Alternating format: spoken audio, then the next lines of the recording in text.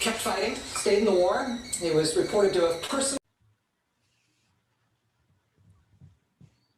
There you go. All right, Sherry, did you want to introduce the deeper context as to this meetup? Yes, hello everybody. My name is Sherry Richmond and I take care of both Film 360 XR Meetup. I also handle Hawaii XR, and we are combining multiple people and groups today. We have people coming from actually all over that will be joining us, but our focus is our Film 360 XR Meetup in San Francisco, along with Hawaii XR. At the end, we will have networking and somewhat possibly random breakout rooms. It may be with, each one might be with a host. So just sort of roll with it, everybody. Be prepared in chat to share any sort of email or way to contact you. Also with our guests today to also do the same. How can they, to make sure to share how we can get a hold of you and all the attendees can get a hold of you. Thank you. Welcome, everybody. We have the amazing Kent Bai. He has been leading Voices of VR podcast for, gee, how long, Kent, now? Since May of 2014, so it'll be like almost 7 years in May. That's wonderful. And so he is one of our XR influencers, and I'm thrilled to have him moderating today. And another thing that's been really interesting is that he has been a part of a think tank. And I don't know if you want to just briefly mention how you're a big part of the Lava Virtual, or is it Laval? Laval? Oh, well, Laval Virtual had they each, before their conference each year, they invite a number of different people out for like a think tank. And that was just like before 2019. But there's a number of different things that we were looking at. One of the things we looked at was XR ethics. But yeah, generally my name is Kent Bai. I do the Voices of VR podcast. So I've been doing it since May of 2014. I've recorded somewhere around 1,500 oral history interviews and published about 2/3 of those so far, 971 episodes so far.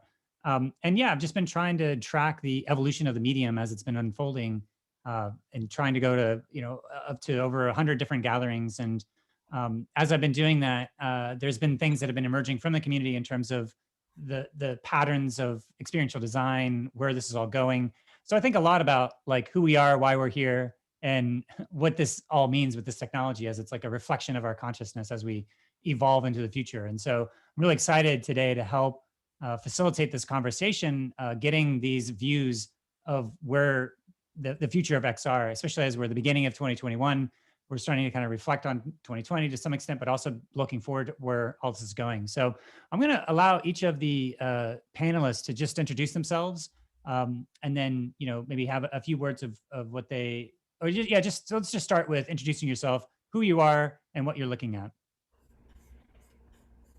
So Kathy, go ahead. Awesome. Thanks, Kent.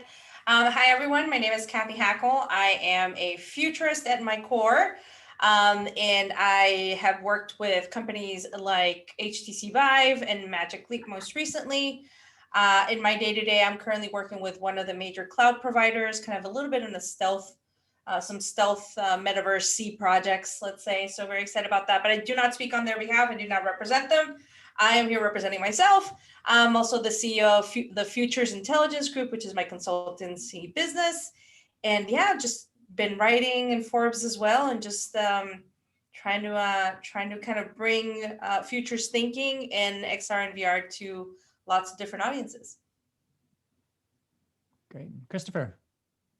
Hello and good evening, everyone. My name is Christopher Lafayette, and first and foremost, I be remiss in saying that thank you, Joanne Butcher and Sherry Richmond, for taking the time through leadership to bring us all together in these particular times. And I also be further remiss in saying that I certainly hope that everyone in this particular times that we find ourselves in, which is a bit uncanny for all of us, that everyone's been home safely and that your families are safe and well.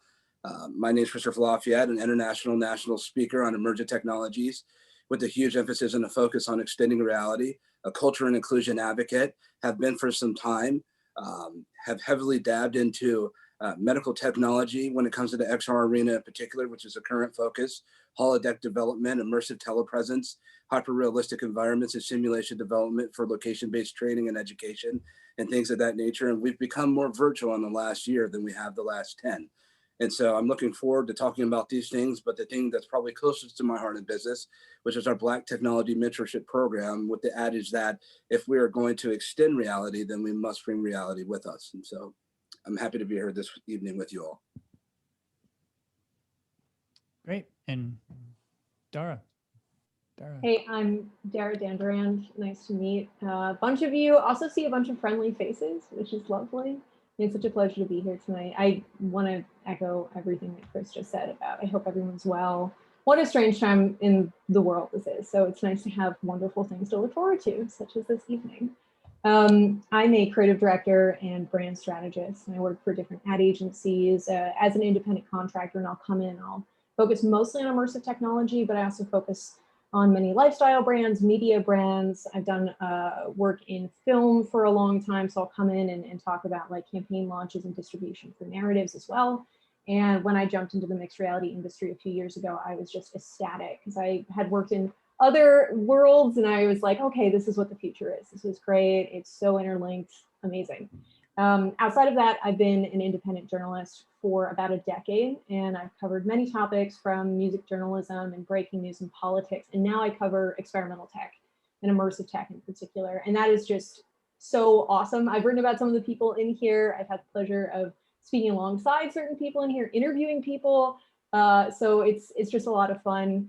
And then also on top of that, I'm a curator. So I'll work with different conferences, different galleries, museums, exhibitions to bring new media and emerging tech artists and artworks to the forefront.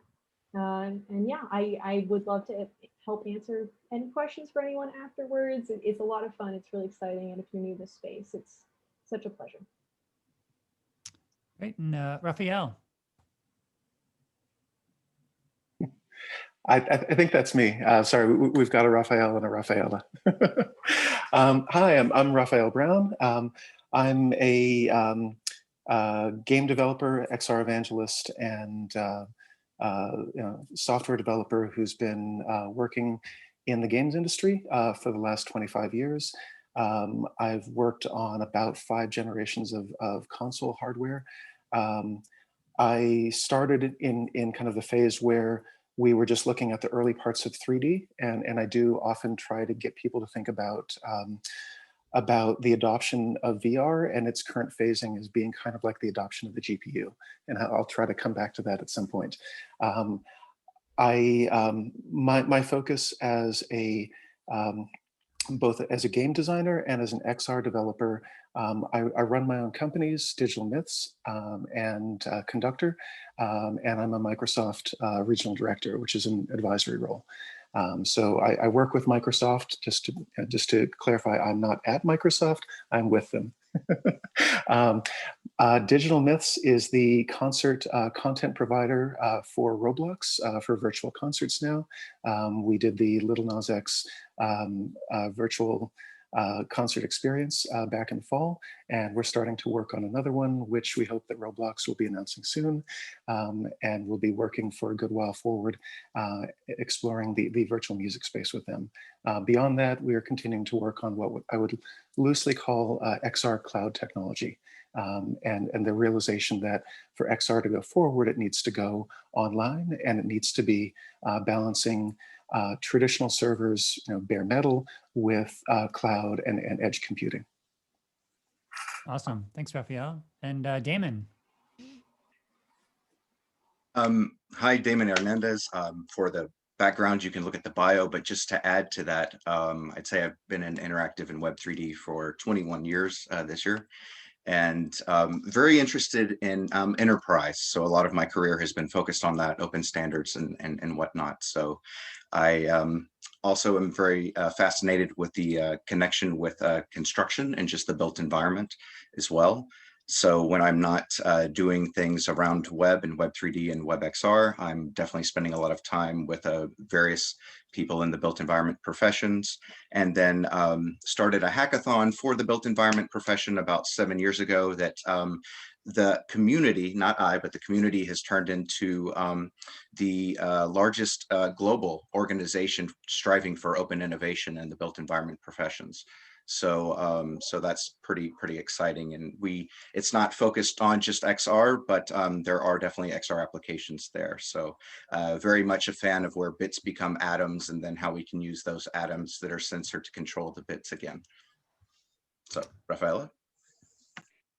Hi, everyone. My name is Rafaela Camera. I am the former global head of innovation and strategy for Accenture XR. So I led the definition of the strategy for the practice, but also the definition of the strategy and what products to develop for our clients, both on the enterprise and the consumer side. I am currently an advisor of the Women in XR Fund, of Constellation Research, and a few other companies in the spatial computing space. I actually come from music first. I used to be a pianist, and then a lot of advertising, digital advertising, traditional advertising.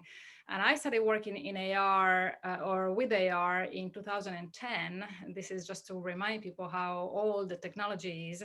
Back then, the smartphones were not powerful enough to be able to recognize images. So we were using the cameras of the laptops.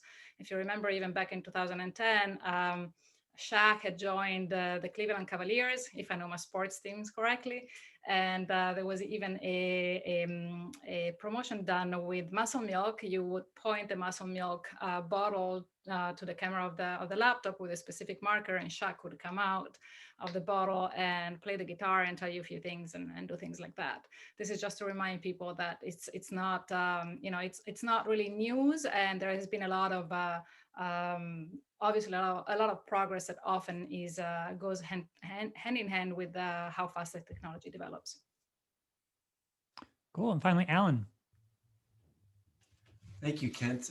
First of all, I want to just say thank you to everybody for joining this. This is truly an amazing panel of people. I can't wait to learn from all of you. I'll tell you just a little bit about my journey to get here. In 2010, we launched the world's first multi-touch application for Windows. And what it was a giant see-through touchscreen DJ controller called Emulator. And we brought this to markets all over the world. We worked with Linkin Park. We worked with Infected Mushroom. They actually performed at Coachella.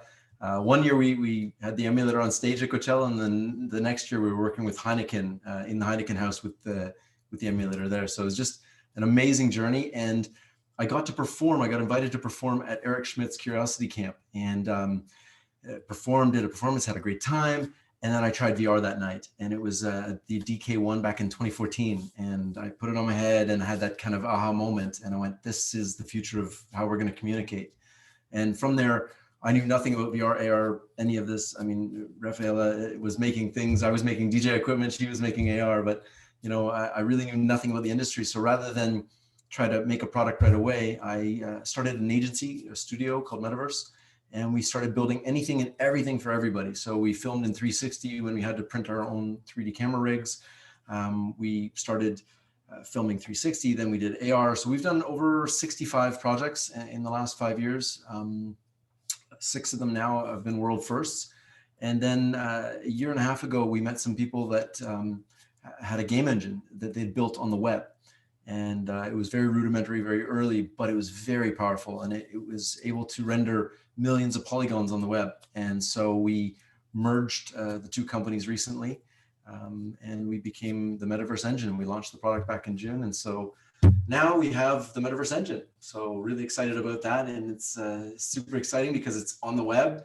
And we just pushed an update to make it code optional, meaning it's completely drag and drop now so that anybody can take part in this amazing industry. And one of the biggest problems and challenges that we saw very early in all of this technology was the learning curve to be able to build something. And so what we were trying to do is make it accessible for everybody in the world to build and share and create XR experiences. So thank you very much for having me, guys.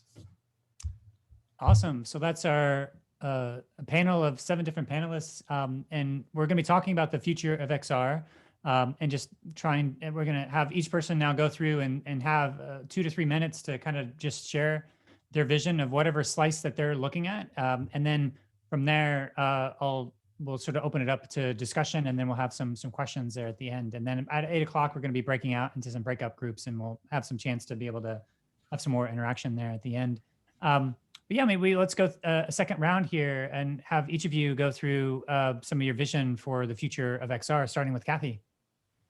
Thanks, Kent. I spent a lot of time thinking about the future, 5 to 10 years, looking at second, third order effects, just because, I am a futurist, professionally trained futurist. So that's one of the things I do. But lately I've been thinking through something, and the concept and the idea, and Kent and you and I talked about this in December, was that and I don't know what to call it, but that all of us here that are working in this industry we're creating the printing press of the future, of how we will retain memories, how we will retain stories.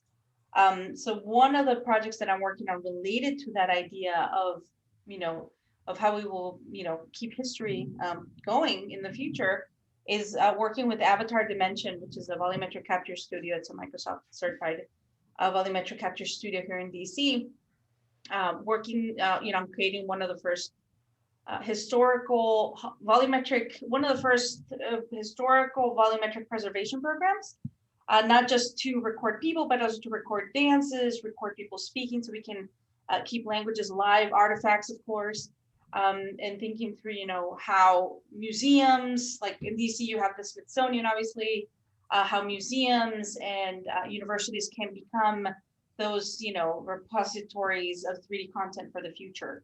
And even today, I was having a conversation about the metaverse, and we're talking about, Savannah, someone mentioned here, Savannah's amazing at Avatar Dimension. We're talking, I was not talking to him, but someone else, about the metaverse and thinking through what does it look like, what is it, how is it going to work? And obviously everyone's thinking through that right now, but, thinking about, is there a historical layer? Is there going to be a historical layer where we access, these stories, if we're in City Hall and we want to see what City Hall looked like in 2019 or what have you. So yeah, really thinking through that very heavily when it comes to heritage and how we preserve these stories in a dimensional, in a dimensional way. So thinking through that. I am based right outside DC in Alexandria. So I've been thinking through also a lot about educating lawmakers on Capitol Hill about XR, about AR and VR, and kind of what the technology is, so that we see, so they become better educated as to what's coming. So that's definitely one of the things I've personally been working on. For those of you guys that are based in the US, there is something called the Reality Caucus on the Hill. And last 2018, they introduced a bill called HR 4103, which was a bill, it didn't really go anywhere, but it's going to get reintroduced in the new Congress. It's a bill that looks to use AR and VR to train, to upskill, and for professional development of federal workers here in the US. So I'm kind of one of the people very much trying to push for that to happen. And yeah, it's, with everything that's happening, regardless of where you are politically, I think that from an XR standpoint, there's a lot of work that we as an industry need to do in our nation's capital to push through our technology, and also to make people aware of some of the positive things and some of the negative things, and set up those frameworks and have those conversations now instead of later on. So from a future standpoint, Kent, I'm thinking through history of how we retain memories. I'm thinking through, XR policy, what comes next, and just kind of helping build that historical layer. Awesome, thank you. And Christopher. Sure, and thank you, Kat. And thanks for sharing that, Kathy. And so some of the things that I've been looking at for some time here, when we look at the situation that we're currently finding ourselves in XR in this COVID-19 era, which doesn't seem to be going anywhere anytime soon, candidly. And as I said on starting off, is that we've become more digital in the past year than we have the last 10 years. And the way that we go about business, whether it's through product delivery teams and remote work and distribution, whether we're looking at telepresence in virtual and 2D, 3D dimensional environments, and on the uncomfortable subject of when we deal with continuous systemic racism. For some time, my focus has been on spatial environment development and hyper-realistic simulation and training educational platforms. And now that we take a look at the last 2 years, in the 24 months, we can honestly say we've now had sufficient types of HMD deployment, about 26 to 28 million different deployed HMDs that have actually become taking actual effect, whether on the enterprise or on the consumer track. And so we've been seeing that.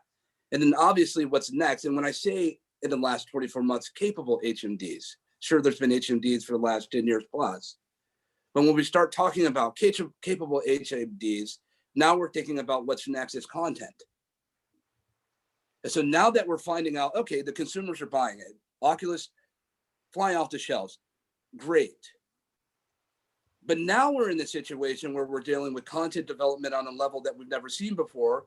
Just here in the Valley, we're seeing a ton of funding coming out for content development.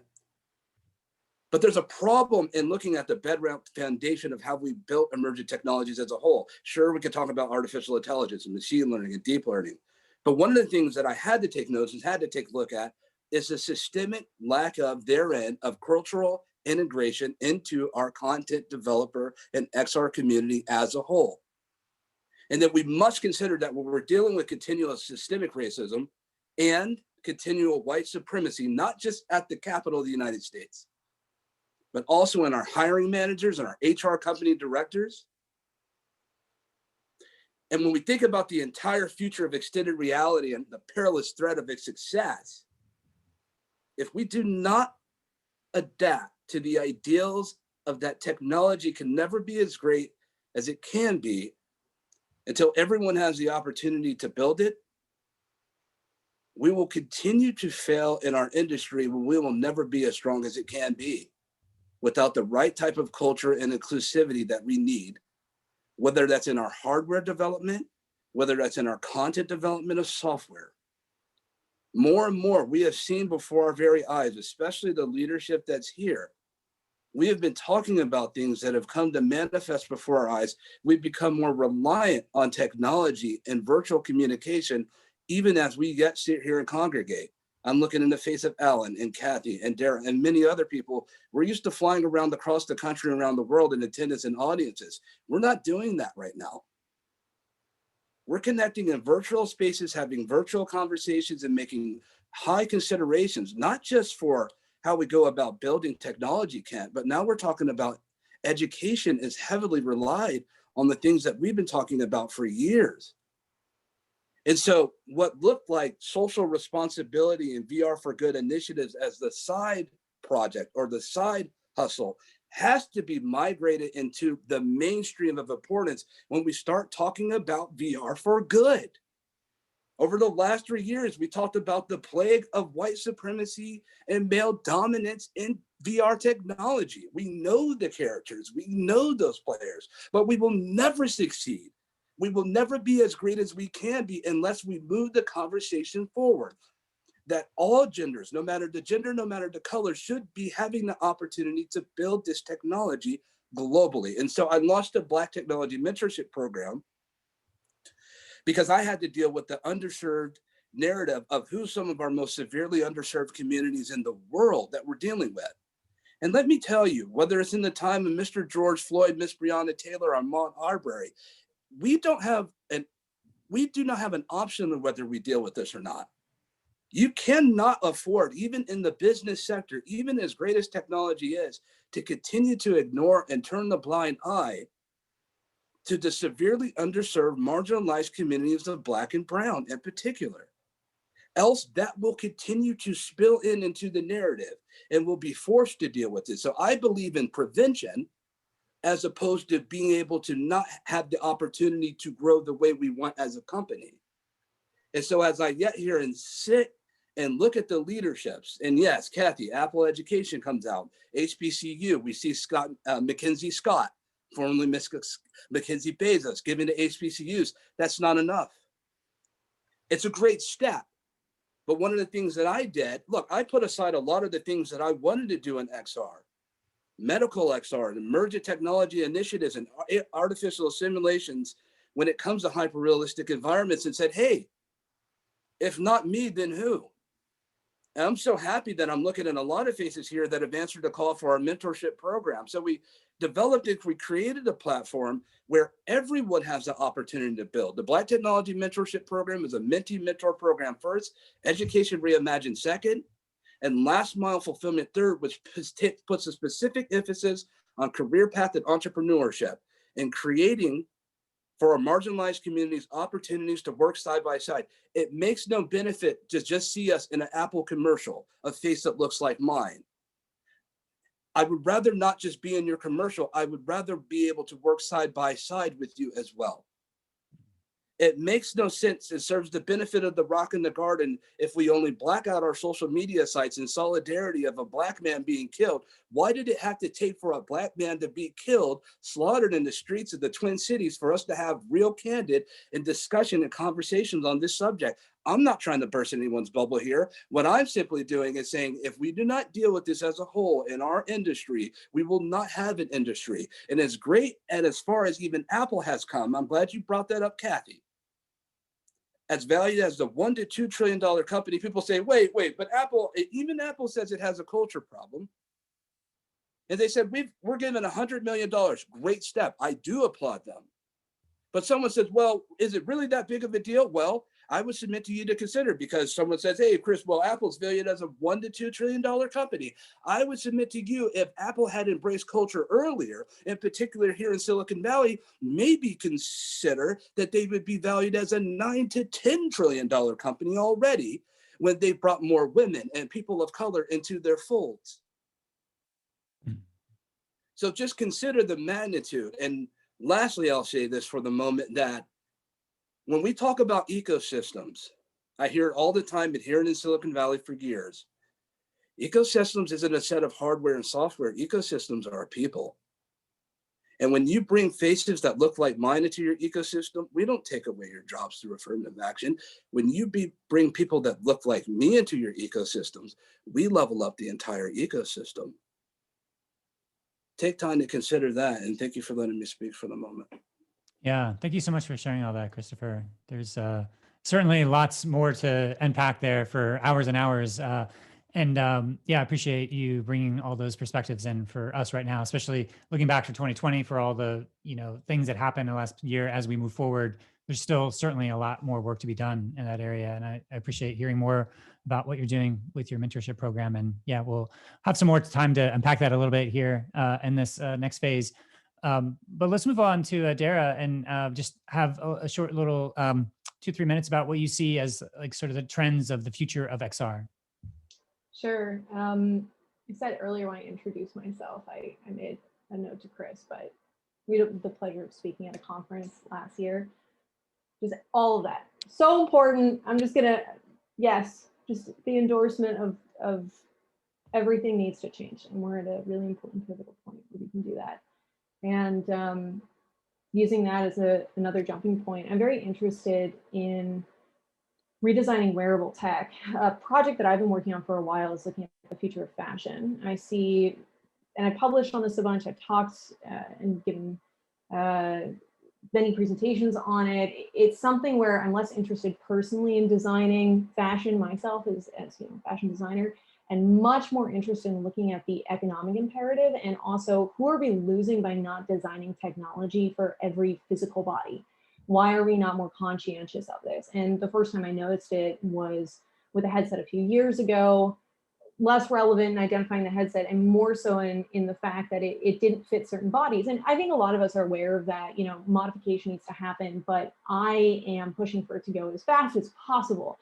We should be testing these things and building them for as many bodies as we can, many different bodies, different types of bodies. The diversity thing factors in a lot. So that's why it's also really nice to come after Chris right now and introducing my own work and what I'm really interested in, because we just need to focus on and celebrate the diversity of the industry and get as many people involved, as many voices, and again, physical human bodies so that we can build the best industry possible. It's just going to strengthen it. To be specific about fashion though, I'll bring up what I call the 3 tiers of how fashion and technology intersect, and then why that's important. One is the virtual end of things, designing virtual spaces. Kathy actually touched on this a little bit, the importance of that virtual worlds. identity politics that come with that. I'm very interested in how we'll design ourselves in those worlds. 2, wearable technology. I was just talking about that, the importance of equitable wearable technology, and also more sci-fi concepts like, why can't my shirt be my wallet? Why are we not having an integrated system of communication to what we wear? Technology, especially things like phones, let's just be really blunt about that, and clothing are a necessity at this point. So why are they not one and the same? So I'm very interested in the futurism side of all of this. And then also the tools. What tools are we using? Can we cut down on waste? Can we be more sustainable by using mixed reality tools to design clothing, you know, physics game engines, etc. And currently, and I wish I could announce it, I'm curating for a festival and putting together a series of talks coming up in spring, and I'm so excited about it, that are touching on those 3 tiers. And it's just, I'm just so thrilled that I get to be having these conversations and putting those together, because it's my great passion. And yeah, I will be brief and end there, because I know we have a lot of other people who are doing cool stuff. So thank you. Awesome. Thanks, Dara. Rafael, what do you think about the future of XR? Sure. So I'll start by saying that looking back at 2020, 2020 was the year, beyond being the year of COVID-19, 2020 was the year where video co-opted the term virtual, which was kind of hilarious, a little sad. I'm still hoping that we are building towards a greater understanding among the mainstream of what virtual is, and that it, you know, I love Zoom and Teams and WebEx and a number of other video. At this point, I'm back and forth between a bunch of different devices, but I still want to get everybody into 3D. I love that people are connecting where they can.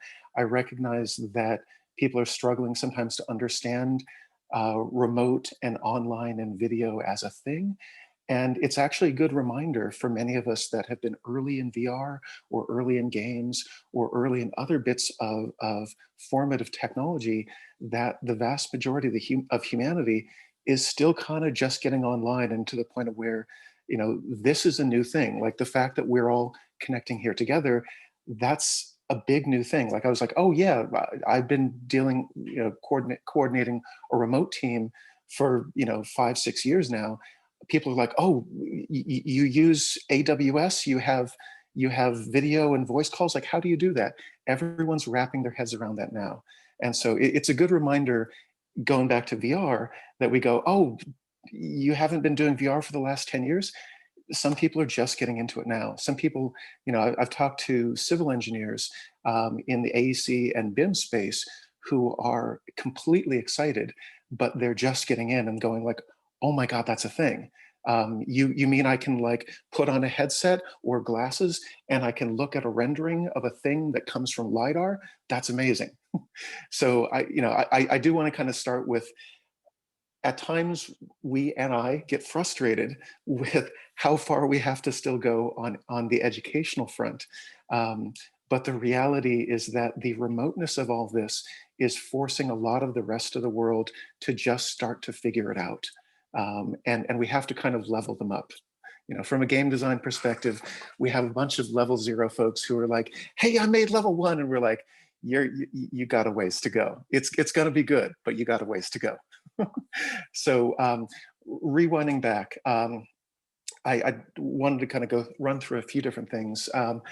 So I started as a game developer. I'm not going to, you know, long history, but a lot of my history is informed in where I've worked and the notion of wanting to do VR since the early days, before, you know, back in the software rendering days of going like, okay, we need to get to this thing that is VR. All of us in the early days of games, we knew that we could get there, but we didn't know how long it would take.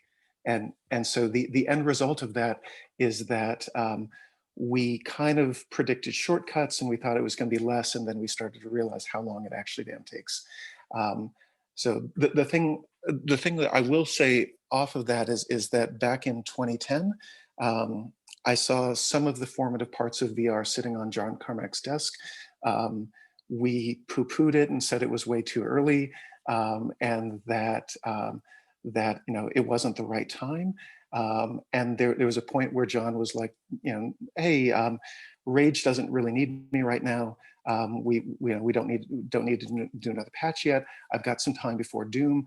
I'm going to go out and get toys. And there's a point there where he reached out to about 12 to 15 different folks and was like, hi, my name's John Carmack. Would you send me a thing? It sounds like you guys are doing VR. And he could do that because he was John. He then proceeded to get a whole array of duct tape and wire and sealing wax and chewing gum things on his desk. And we were all skeptical and we all didn't believe him. And, like there was literally a point where he held up an iPhone 4 and he was like, this is going to be this. and we laughed and he was right. I will say that, he's still one of the smartest humans I know, and it's kind of annoying, but, you do what you can. We all learn from each other, and we all stand on the shoulders of giants, all of us, including him. But, he reminded me of something when I didn't quite understand why VR was ready now and how it was going to come out of mobile. And there's a point where I remember him sitting me down and we were back and forth between PC and console and mobile stuff. And he goes, it's all just a computer. It's all computing devices. You build, we do a build for a PC thing. You're taking some of that, you're putting it on console. We're putting it over to PSN and XBL. We're doing some mobile stuff. We're repurposing it. It's all 3D. It's all computing. Doom will run on every device eventually because it's open source. It's all computing devices. It doesn't matter if it's a calculator or whatever else, it's all a computer. And so, the thing I would urge people to remember is VR is wonderful, XR is wonderful. It's all computers. Build for everything. Do not build for, you're not an AR developer, a VR developer, a mobile developer, whatever. Be a developer, build for everything. It's all a spectrum. Everything has different UI, UX, everything has different performance, but it's all necessary.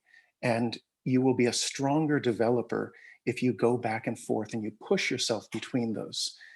If you understand the UI, UX and the performance limitations of different devices. And that's particularly important with VR because hardware moves in 30-year cycles. Qualcomm does a really good job at lecturing on this and poking folks about this. But like if you want to understand how something develops, you go to the chip makers, Qualcomm and NVIDIA and AMD and Intel, and you look at how they grow things over time. XR is in the early days. We're still basically in the Palm Pilot and Apple Newton days, and all the people who go, oh, it's exactly this, or it's going to be this. RIM, BlackBerry, and Nokia were really big once upon a time, but they didn't adapt. There's going to be a lot of change still, and none of us, absolutely none of us, has any idea what the eventual form factor and feature set of those things will be. So it's really important. Like, remember that, remember that a lot of the early motion integration came out of things like the Nintendo Wii and the PS Move and the Microsoft Kinect. And a lot of the Microsoft Kinect technology came out of an Israeli company that they bought early on. It keeps moving and getting cycled and recycled. So, I wanted to kind of ground people on a general sense of software practice, and then probably over my time, and I had like another 10 things I was going to mention.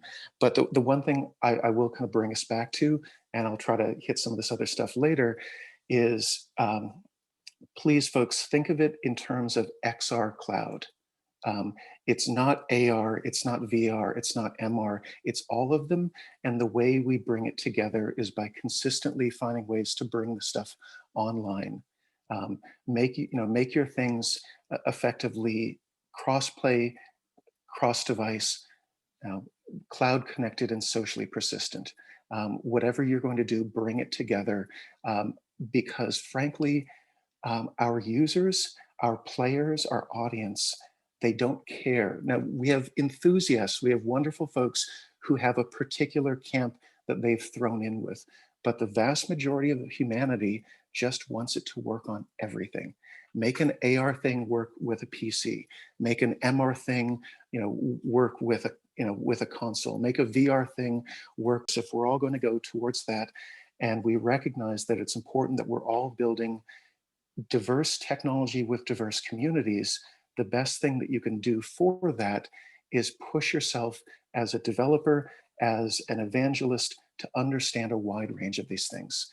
So never go into just one thing. Don't pigeonhole yourself.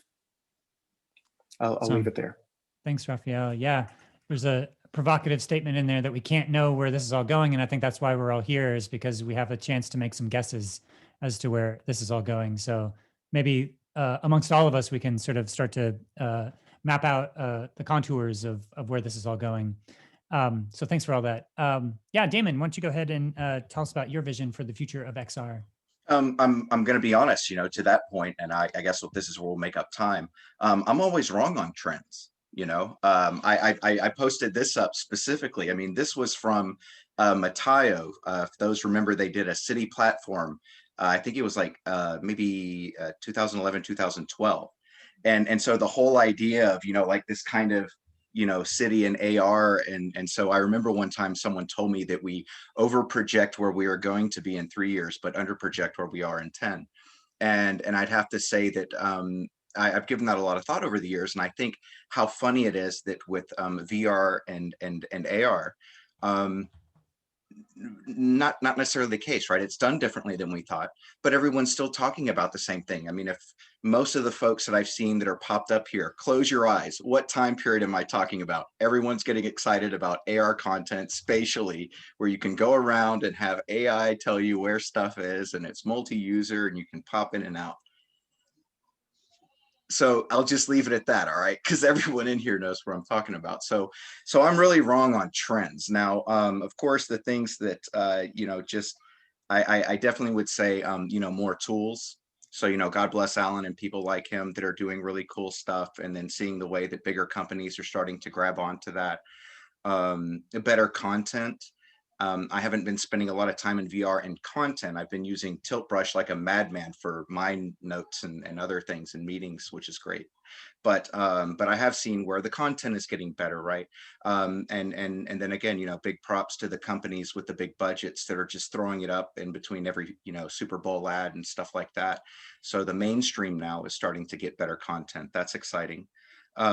Spatial anything. Right. That's the people have been talking about mirrored worlds. If you go back and look at folks from like the Metaverse roadmap, right? That gathering in the late, like I think it was like 2008 or something. 2005. I was there. That's right. That's right. Evo. All right. Thank you. Yes. Okay. So yes. Okay. Open Metaverse roadmap. Great group, right? Look at what they were talking about back then and how we're not that far away from it, right? So I really think that spatial is going to be the thing that everyone talks about. Now, what I hope to see is that as people get jazzed about the real world and the built environment, much to what Rafael was saying, that they embrace more, and there's more collaboration with those that are actually building that world that we're using as a map. So I definitely see that there's going to be more blending of that, and therefore the digital twins is going to be a big deal. And what I hope is that people in this community don't decide to, need to say, not built here and try to make their own flag. There are people that have been doing this for decades. So let's leverage a lot of that work, groups like the Digital Twin Consortium and others. I'd love to see that, where it doesn't need to be invented here, right? Let's leverage what other people are doing. So that I think is very key. More web delivery is definitely going to be a trend, right? We've seen that with these AR experiences coming from Eighth Wall and the big brands. So that's pretty exciting. And then the web itself is becoming a more robust platform, right? With the WebXR device API and what those amazing folks are doing. So I definitely think that's going to be a trend. Just running through the rest of this list very quickly. Cheaper hardware.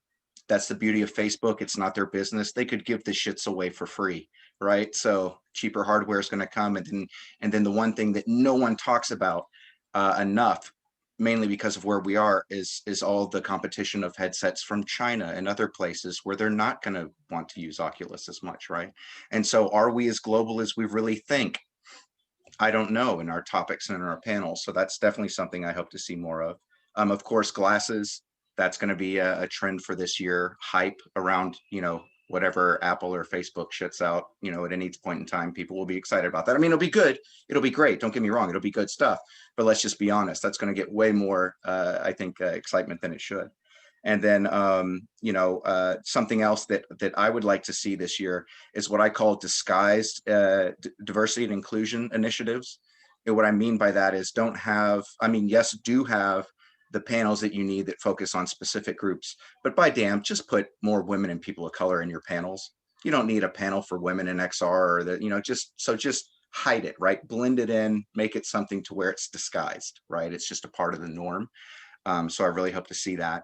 And then another trend that I hope to see this year, and this also to a point that was echoed before, and what I'm interested in is really on the multi-device experience, right? If you're telling me that I have to get a headset to get into your experience, you've already lost to me, and I'm a diehard.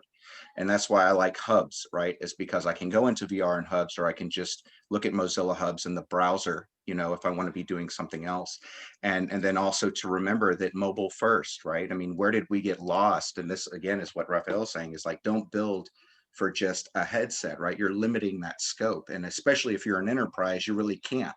You can't say, hey, to do your job, I need you to put that thing that's in your pocket useless and now go find this other device. So that's kind of just the trends that I hope to see. And honestly, listen to more designers that are talking about multi-device experiences. So how can I have something that starts on my device? If I put my glasses on, how does my device now communicate an experience? How can I make a gesture to where, because y'all walked into the room, it's now talking to the television? And just, that was one of the fun things about being at Samsung when I was there at the research lab, is that because they had such an ecosystem of all these different products, we could really have fun with the way of looking at not what does an experience look like on different devices, but how does the experience modify depending upon the device you add to it? So those are the things that I hope I may be right on, hopefully, on the trends of this year. Awesome. Thanks, Damon. And Rafaela, why don't you go ahead and give us your vision about what you see as the future of XR? Sure, thank you. And maybe I'll split it in three groups. The trends or what I think will happen for enterprise, for consumers on the other side, and for the ecosystem as a third topic. I think from an enterprise perspective, that's where we really see the easier adoption of the purest term of AR and VR and a true 3D environment and true solutions. The enterprises have the benefit of being able to develop solutions and tell their workers to use a specific headset or a specific type of device based on what the need is. And there is adoption because there has to be adoption. So I think that anything that has to do with training, with collaboration, with manufacturing, and also with healthcare will keep on growing, and it will be the more purest way of saying 3D or AR and VR. On the consumer side, instead, I think what we've seen a lot also in 2010, which I think is in 2020, I'm sorry, which I think is the big story of the year, is the fact that the demand to have experiences or ways to reach consumers now that it cannot really take them into the stores or it cannot take them anywhere physically is, how do I do that? And how do I do it with the devices that they are familiar with, that they might have at home or that they feel comfortable using? So I think we will keep on seeing the evolution of mobile AR and web VR type of solutions in advertising and in commerce. Certainly gaming and entertainment are still there for anything that maybe is more pure VR. But I think that to really get consumers to be in a 3D environment for anything that they do normally, that could be communication, again, advertising or commerce or doing anything like that, will be is something that is going to happen with the AR glasses are going to be coming out. With that, on the ecosystem side, I think we are starting to see a movement of the different players, of the major strategic ecosystem players, into different areas. I think that social media companies, as well as events, virtual events, in particular music and sport. So even if you're looking at, Epic with Fortnite or Steam or Facebook and all of them, really possibly becoming the next juggernauts when we are talking about commerce and advertising, and the ability to integrate and deliver experiences or again ads or commerce that is really experience based, or that it's based on immersion, I think will differentiate them from the typical e-commerce or the typical ads. And so I think we will see a lot more there in that sense. Okay, awesome. Thanks, Rafaela. And finally, Alan. Thanks, Kent. I just want to say a couple of things. Kent, first of all, the only reason I know so much about this industry and I've been studying a lot of this is because I actually listened to several hundred of your episodes. So thank you for always doing that. And I think you're up to something like 1,500 episodes. I got to like 500 and I was like, I'm done. I love you, man, but that was enough. And then you inspired me to start my own podcast, and I just hit 150 episodes. So. Oh, wow. 1/10 of you, and I want to say thank you for inspiring me to do that. The podcast is XR for Business. I'll put the link in later. Another thing I want to address, Chris, is that I actually am going through an accelerator right now with our company, and one of the requests that they asked of us is to write a press release in 5 years from now. And I thought it's kind of interesting that here we are talking about the future, and I literally just finished this on the weekend. I'm just going to read one section because I think it's really important. And this is a quote from my wife and I. My wife, Julie, she used to be the VRAR president for Toronto, and she's worked with Metaverse a long time, since the beginning with us. And she also runs XR Women right now. It's a meetup every Wednesday for women in the XR industry to get together and meet up in a virtual world and have conversations. But I just want to read this. This was a quote from our press release that we were going to go public in 5 years from now. This is our vision for the future. Our mission has always been to unlock the power of XR for everyone. And today we offer the opportunity for everyone to join us in the next phase of our trajectory. And then I'll go on to the next part. We have done our best to enable a truly inclusive creative platform that serves a free and open economy to create equal opportunities for everyone, regardless of race, gender, or geography, continued the company's Chief Learning Officer, Julie Smithson. The success we have had is a direct result of the success of our community, and we now invite our community to invest with us as we build the next phase of our journey. I just wanted to add that because I think it's important that, as you plan for the future, that you plan inclusion right built into the fundamentals of your company and your values. And I think it's really important. So thank you, Christopher, for making us see that a little clearer as well. If we are kind of looking out to the future, I mean, right now we are deluged by Zoom calls. I don't know about you guys, but I'm doing probably 10 hours of Zoom calls a day.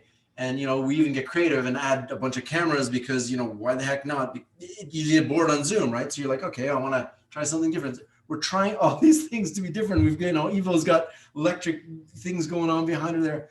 We're doing these things to make Zoom a better experience, and there are ways to do it. But what I see in the near future, and actually I can tell you something that's coming in the really near future. Samsung's launching their phone tomorrow, and they used our game engine, web-based game engine, to build a 3D experience to train all the staff in the world, all the telcos, to how to the features of the phone.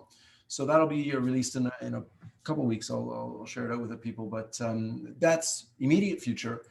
Beyond that, what I think is going to happen, and we're already starting to see this with game engines like Epic or Unreal, their concerts are going online.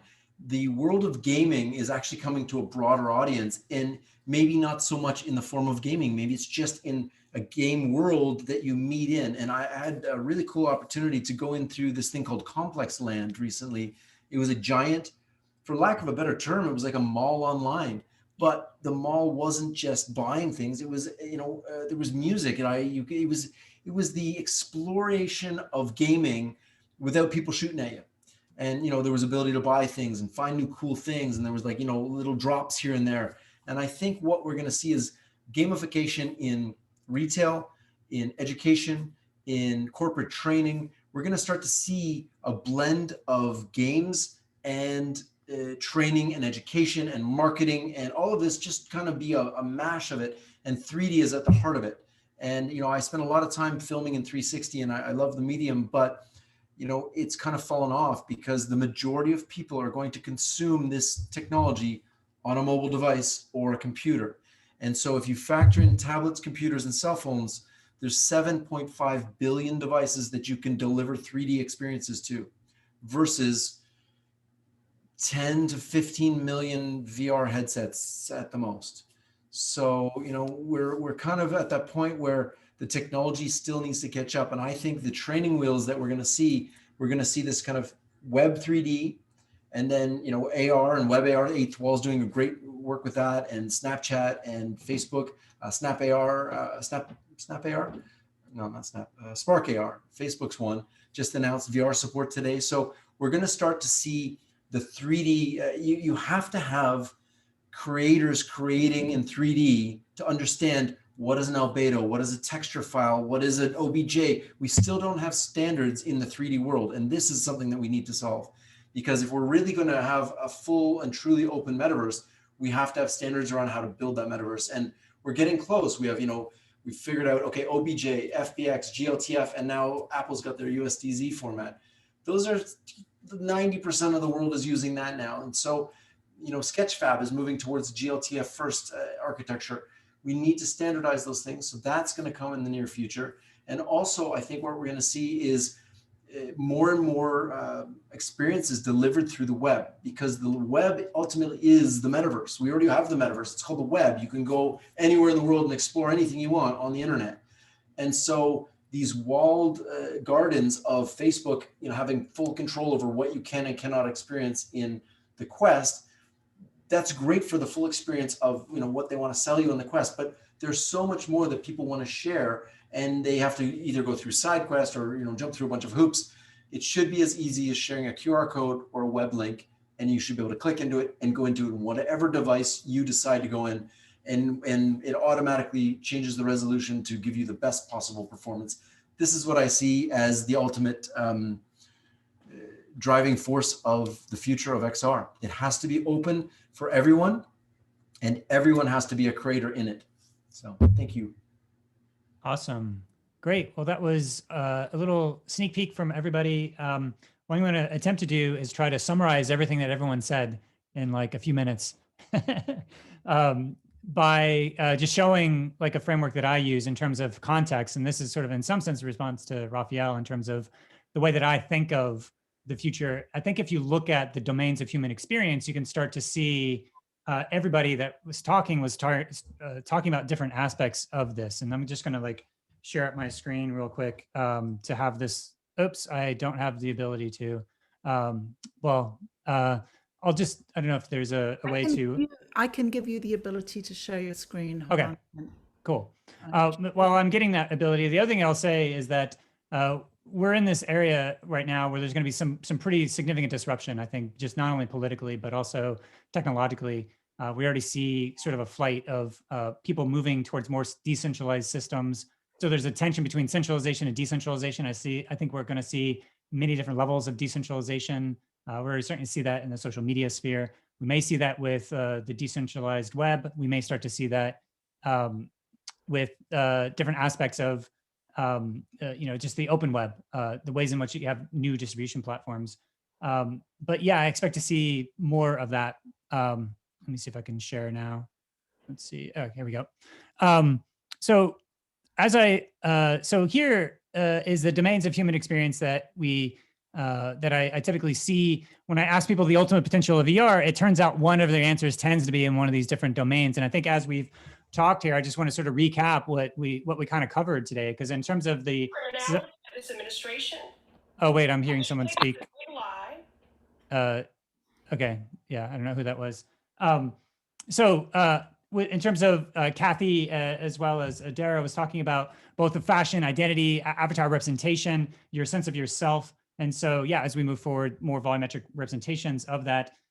We didn't talk a lot about cryptocurrency or money. We talked about it a little bit in terms of Dara said, you know, your shirt becoming a wallet, but I do think that commerce and e-commerce and like cryptocurrencies and NFTs and what we're seeing with art world and selling virtual art with NFTs and cryptocurrencies, things like crypto voxels, Decentraland, and other things like Somnium Space, ways in which that the cryptocurrencies are interfacing with virtual worlds, I think is going to be continuing to evolve this year, especially as cryptocurrencies start to, you know, inflate in terms of their value, but actually using them as currency.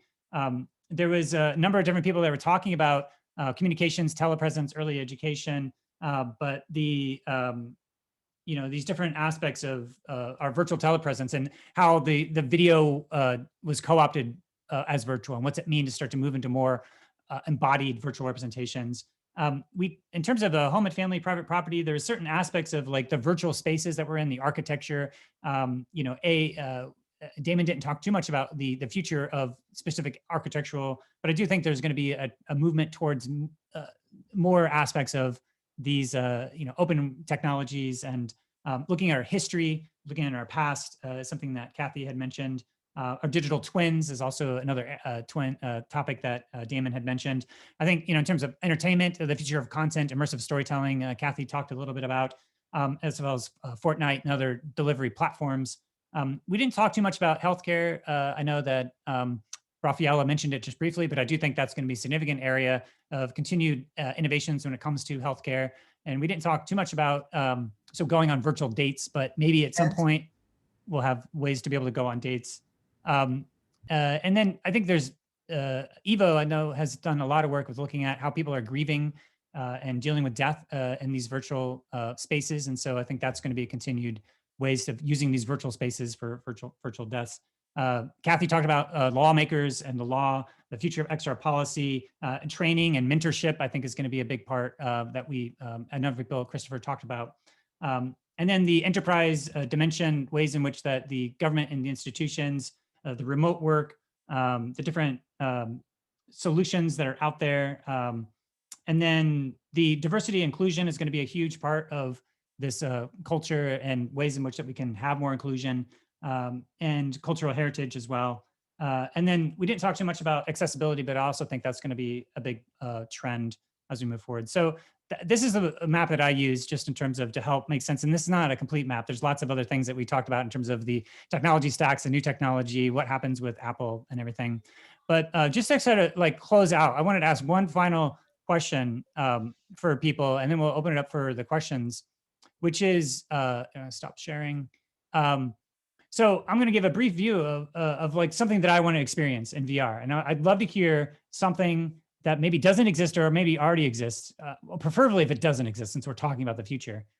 So in the future, I want to be able to walk into a memory palace of all space and time and to be able to like have all of my hundreds of different interviews that I've done to be able to have it spatially organized. And so be able to have like a immersive experience of like, almost like going to a museum, but finding ways of content of like big bodies of content. So what's the future of podcast listening within a virtual space? What's the future of being able to explore Wikipedia in a spatialized way? So that's something that I'm really looking forward to, like these memory palaces and these spatialized ways of actually transmitting content into a spatial area. So maybe we could just quickly go through something that you want to see or do or experience, and then we'll open it up for questions. I don't know if Kathy's still here, if we could just sort of popcorn style, if anybody has something, a burning vision that they want to experience. I can add one thing that I did experience yesterday, which was really amazing. I put on a VR headset and I was in a thing called Meet in VR. And it was just a meeting room for up to 10 people to have a meeting. And we've kind of written quite extensively at xrcollaboration.com on all the different collaboration platforms. But the one thing that stuck me about this one is that they nailed the UX.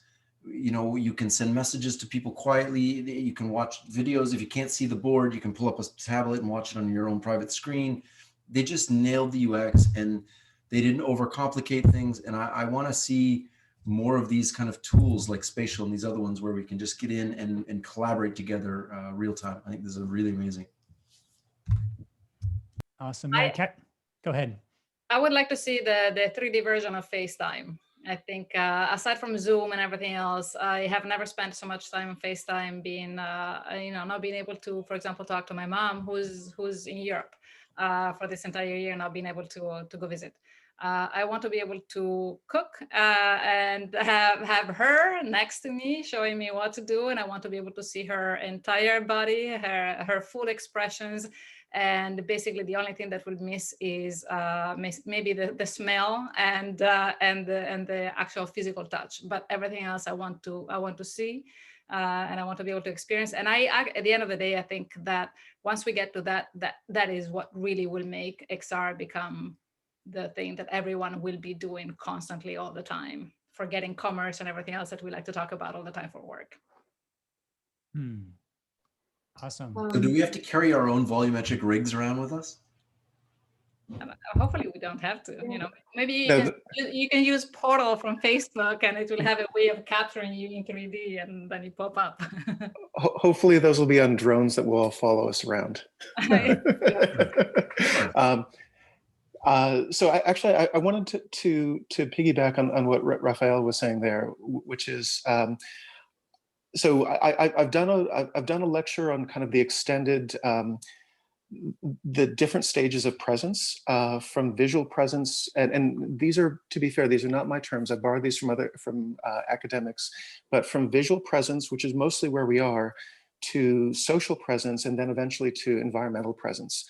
And so one thing I would suggest, beyond some of the immediately trackable technology changes, like seeing more 4K displays come out, but something for us to think about is that for where we are in kind of the VR XR space, we are transitioning from being able to do basic visual presence to doing social presence. We're not ready for environmental presence.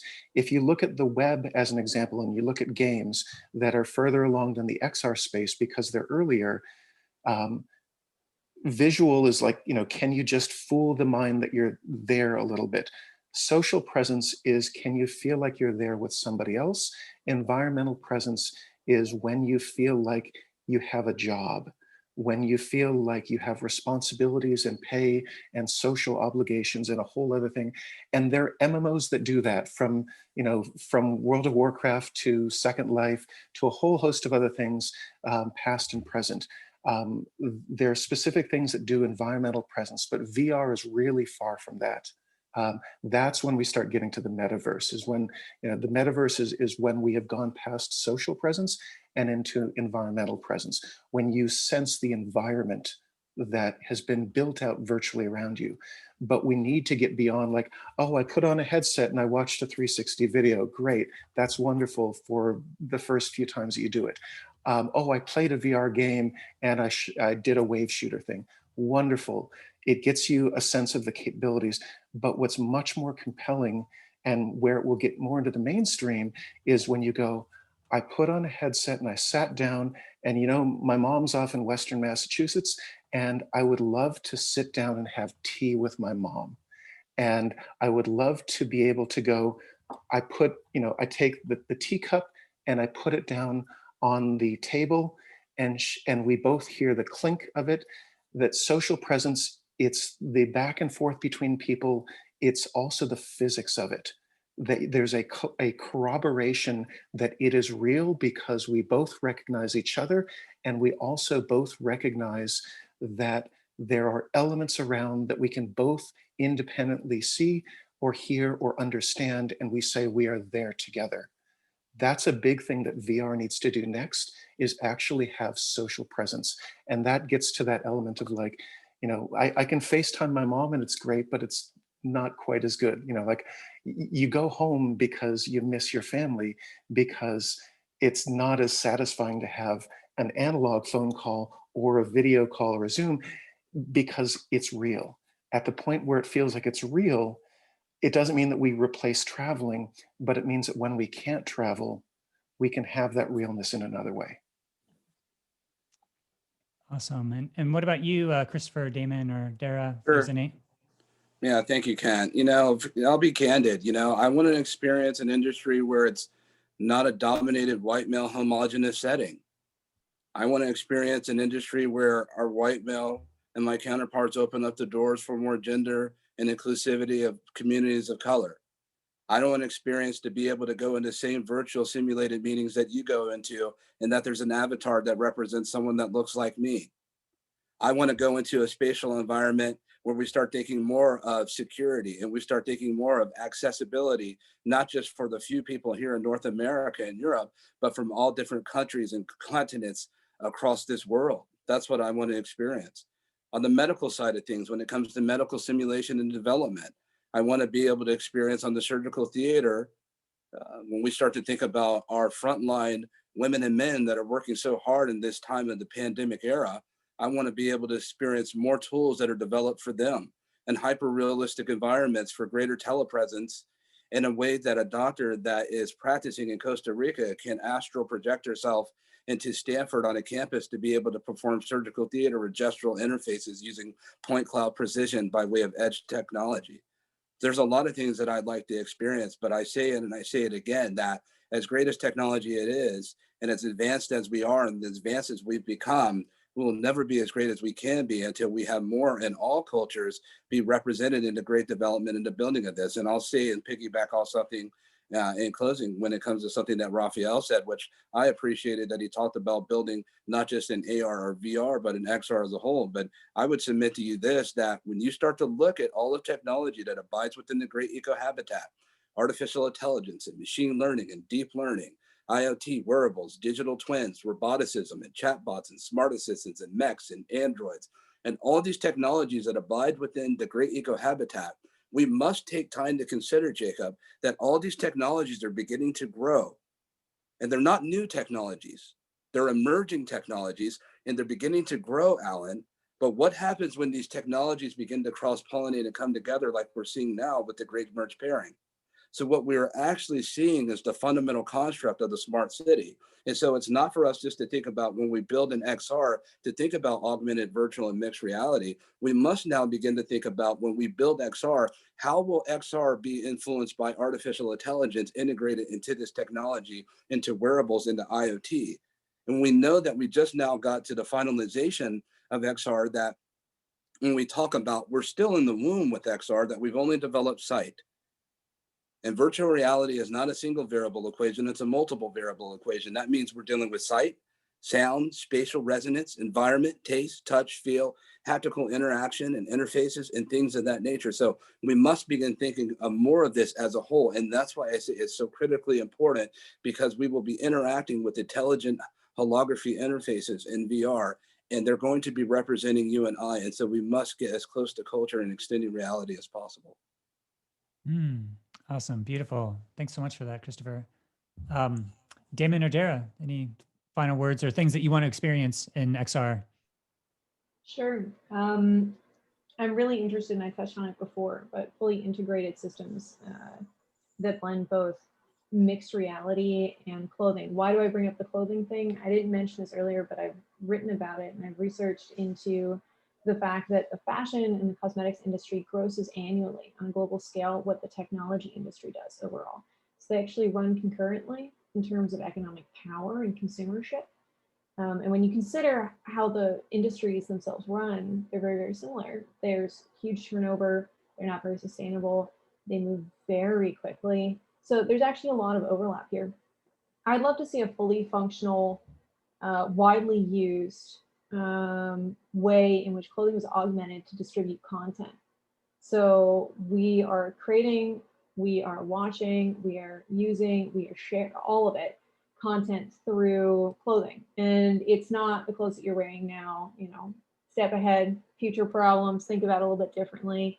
There's trends in there that align very much like androgyny with wearable technology, but I'd love to see an entire system where we're actually sharing out content, creating content that will wind up being distributed through what we wear. Really interesting, funky way to get interactive there, very playful. I'd love to see that. And I have the pleasure of talking to a couple different fashion designers that are also looking. I'm constantly reaching out to people between fashion and tech, and some people are already trying to test that on a very, very experimental level. So it's fun to see where the future's going. Yeah. Awesome. Thank you, Dara. And Damon, do you have any final thoughts? What you've been Yeah, experiencing? just in closing, I mean, to build on what some of the people here said before, the first thing I'll say is, while we do have a way to go, as a person who deals with a lot of real world industries, including the construction industry, the XR community has done awesome as far as the diversity and inclusion initiatives it does do. Okay, because if I were talking to construction people, everyone in this whole thing would be one color and male probably. Okay, so even though we have a way to go, I just do want to give props to a lot of the people that are on here, because not even the speakers, but the people in the audience. I see a lot of folks here who care about this. So thank you, everyone. It does matter as a person who's going from conference to conference, even in Zoom. So moving on from that, I would just like to see this year more of, the unsung heroes globally. Right. A lot of the events I go to, we're all guilty of only knowing who we know and where we are. But with Zoom now, we have no excuse to not have people from Tel Aviv, all parts of every continent. I mean, what are penguins doing with VR in Antarctica, right? So I think I really hope to see more of that this year is what I'm excited about. Security, this was one of the things that was brought up. I would really like to see more of the talk around what is happening in your environment.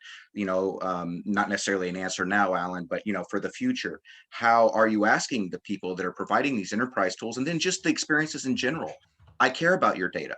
I'm protecting your data, not just the data I'm collecting about you as the user, but of your scanned environment. No one is talking about a really big issue, which is if I'm playing a game that's scanning the environment in a federal building, there are issues there. And so Kent, you and I have been on panels before where we've talked about this. So I think that security this year is going to be a big deal.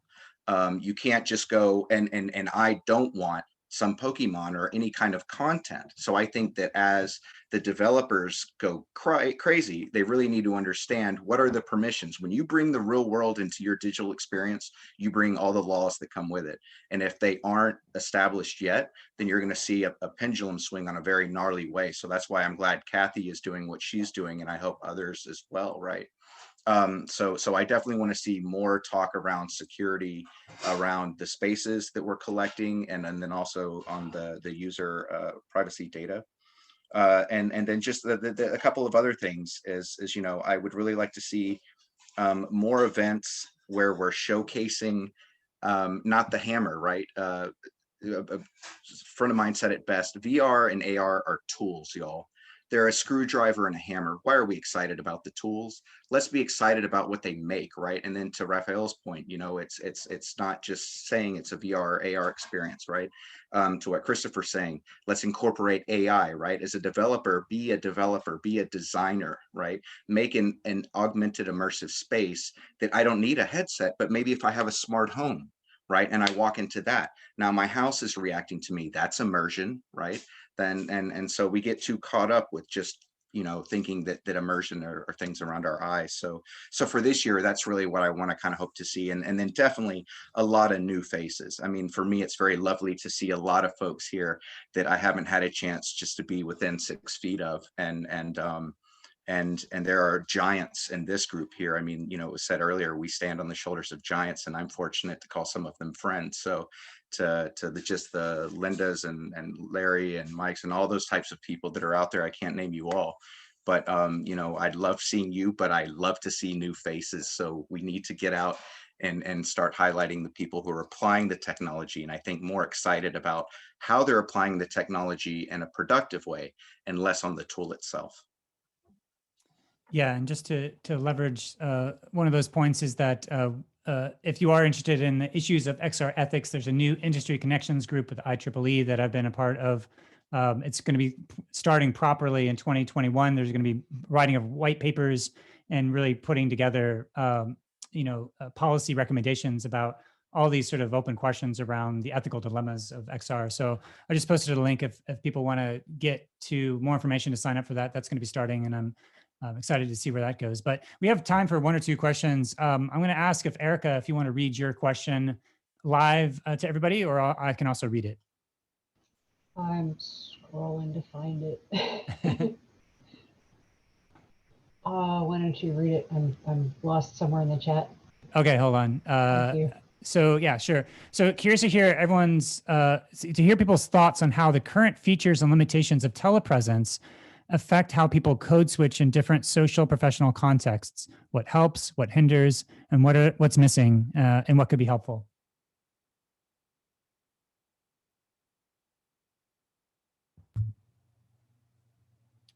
I'm not sure I understand the question, Kent. Maybe Erica, you could elaborate on that. Maybe ask it in your own words. So let's say you're hanging out with your family, you act one way. You're hanging out with your friends, you act another way. You're hanging out with your coworkers, you act yet another way. We're code switching in every different context that we go through. And if you're, it's like the more that you have to switch that behavior in real world contexts. Like let's say I walk into a room of, I don't know, all those, male construction workers who all look similar that I think, was it Rafael mentioned? I'd have to do more drastic code switching than say if I was, I don't know, walked into a room with some family members or something. With the existing XR tools and with upcoming XR tools context stuff that people have built, how does that change what you can do with code switching? What's possible? How you adapt to what's there, like what you have to deal with?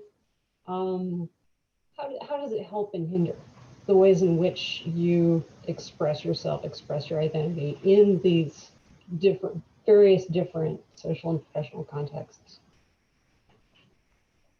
I'm going to take a stab at that because I've recently actually been in multiple different venues with different groups of people recently. Yesterday I was in VR and I had to jump out of VR to talk to my mom. It was the strangest thing. And I had to put the VR headset. I think by switching, by almost having different representations of yourself. So for example, when I'm going into alt space to, go into the Burning Man, world, I have one representation of myself and I've got crazy purple hair. And I actually ended up going to a business meeting and I forgot to change my avatar and ended up showing up as this giant purple hair thing. And it was kind of embarrassing because I'm supposed to be at a business meeting looking like myself. And so I think we have these alter egos and this possibility to be adventurous with our personalities in the world of different virtual worlds.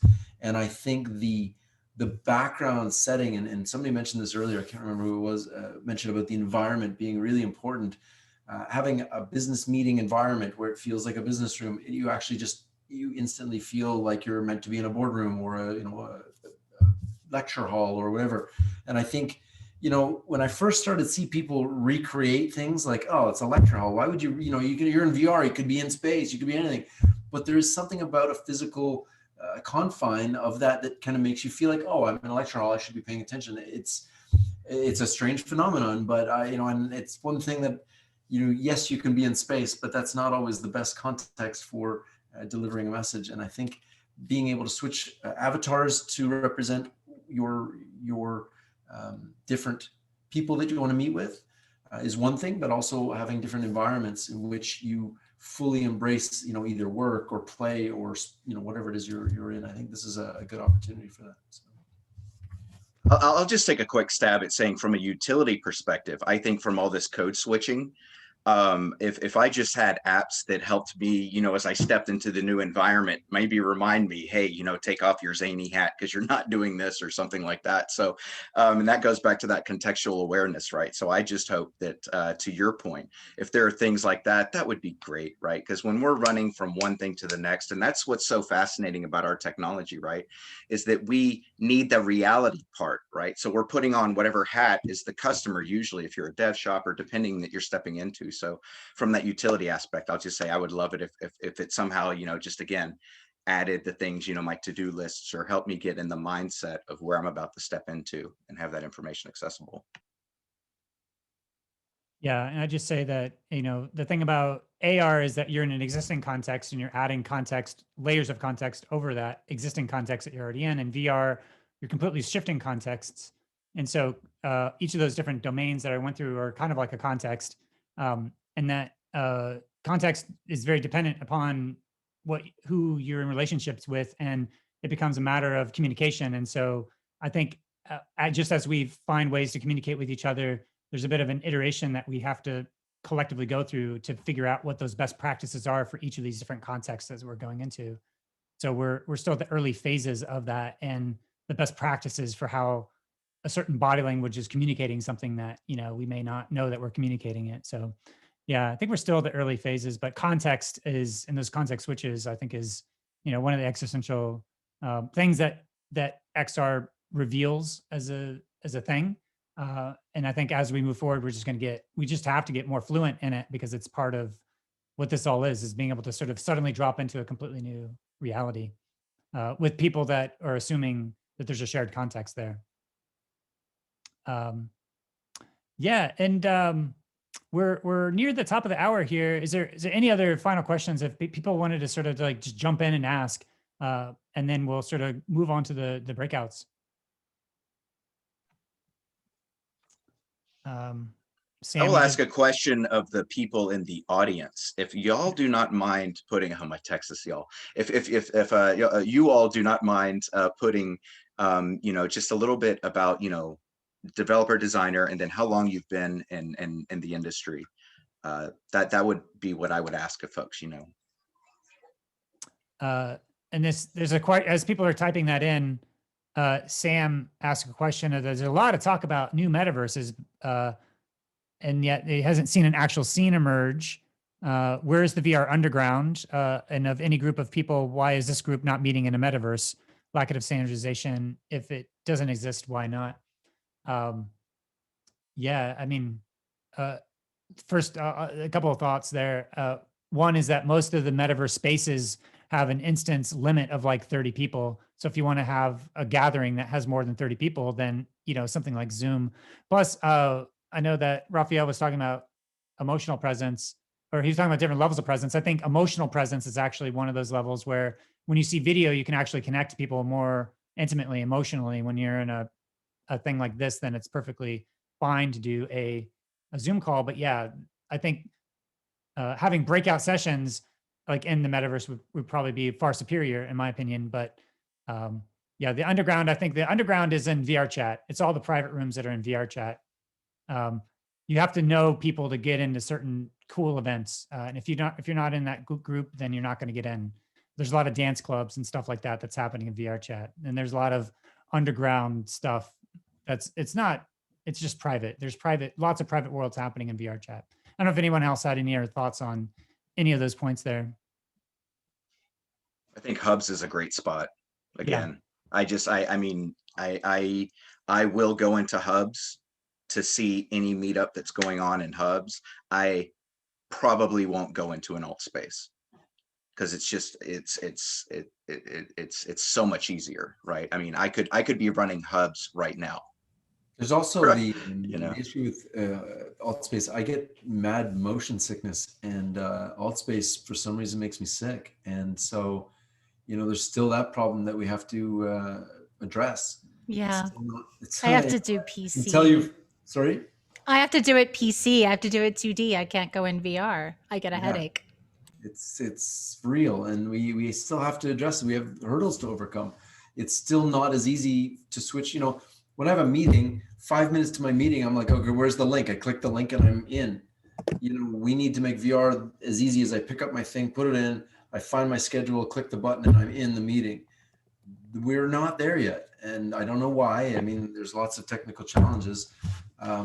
It seems like Microsoft is spending some money on alt space in the back end, but VR chat is the closest we have to that right now, and it's VR chat is amazing. People can make all sorts of worlds. You can have one world where you're flying upside down. It's incredible. So, I think there's lots of opportunities there, but, things like high fidelity that closed this year. We've seen a number, they didn't close, but they completely radically changed their business model. We've seen companies that have raised enormous amounts of money in this industry, kind of fizzle and die or just kind of limp along. And so I think timing is everything. I think the the long-term gateway to fully immersive is got to be through the desktop. It's got to be through your computers, your phones, your tablets, and we'll get used to being in these virtual spaces that we can move around with. It does two things. One, it gets us used to kind of moving around these virtual worlds, and two, it gets designers and creators and programmers comfortable with building these things quickly and efficiently. And that's, you know, the VR chat is a great example. They have a great community of developers building those things constantly. So we need more of that, more I gotta creators. say that I agree, and I cannot wait to welcome everybody in Horizon when it's public, because the social mixed with world building offers incredible opportunities. That's Facebook's Horizon, yeah. Yeah. And I don't know if we want to just let the conversation go on or move into breakout rooms. I actually did figure out how to put each of the panelists who were able to stay into a different breakout room, and everybody can just go into which room they want. Or we can just keep the conversation going here. It's up to you.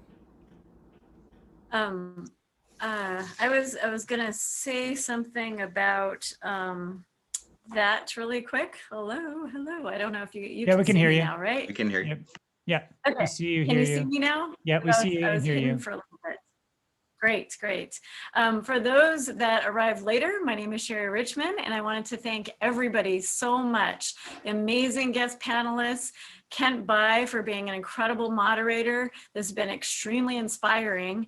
And also to the attendees who are in Film 360 XR. Please, if you're not a member, join in San Francisco, or if you're in Hawaii, join Hawaii XR. And to also panelists, please put your contact info in the chat if you wouldn't mind, because everybody would like to know, how can we get a hold of you? What's the best way? It could be LinkedIn, emails, whatever's best. And I think if we did go into rooms for a bit, and then those that are left at the end can just sort of group together. I've seen that where we split off, have smaller chats for a little bit, and then we'll, whoever's left in the final, it'll be a small combined group at the end. So if that's okay, Joanne, for you to do that, that'd be fabulous. You were gonna divide with the panelists?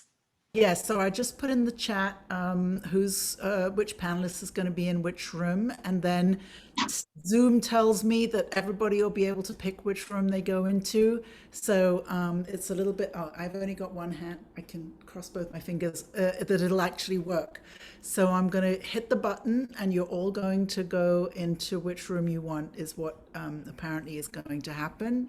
And should we make sure we have the panelists, make sure we have the panelists' contact info first, just to make sure they've put some info in, so it's on there. Oh, good, I see some people. If we need to wait for anybody, because I just sort of called them at typing that in.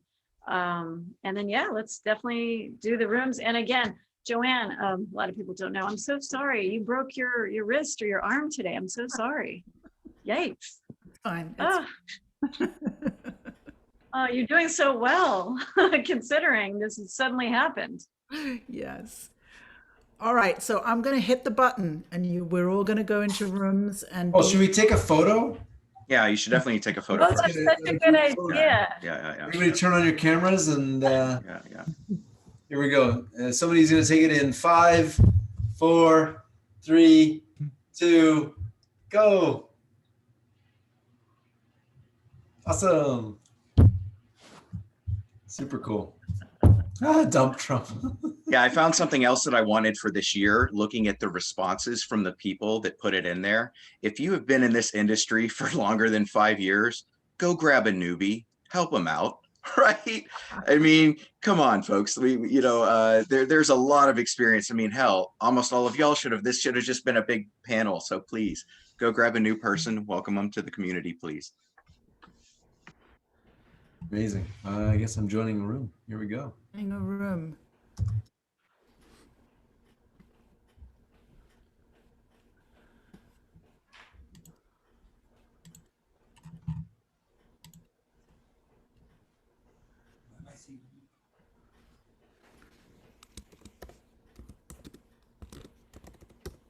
I don't know. I haven't even looked at this. It's not showing any rooms for me, Joanne. It's not? No. Oh. Where do you find it? I see. Inviting me to join room 1. Okay. Okay. Then it's not just having you go anywhere. It's asking me to assign. So that wasn't really what I was hoping was going to happen. But it told me you were going to be able to move around. So I'm just assigning you all to rooms.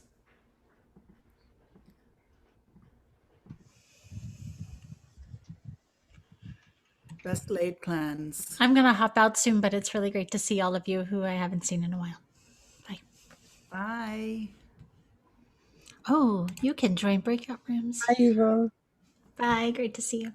Great to see you.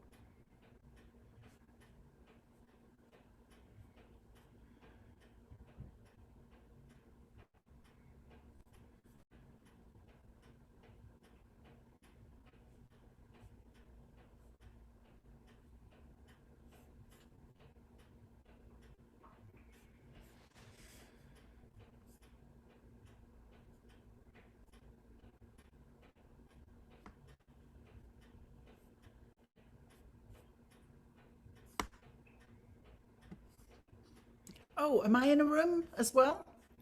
Or are we just the people who didn't go into a room?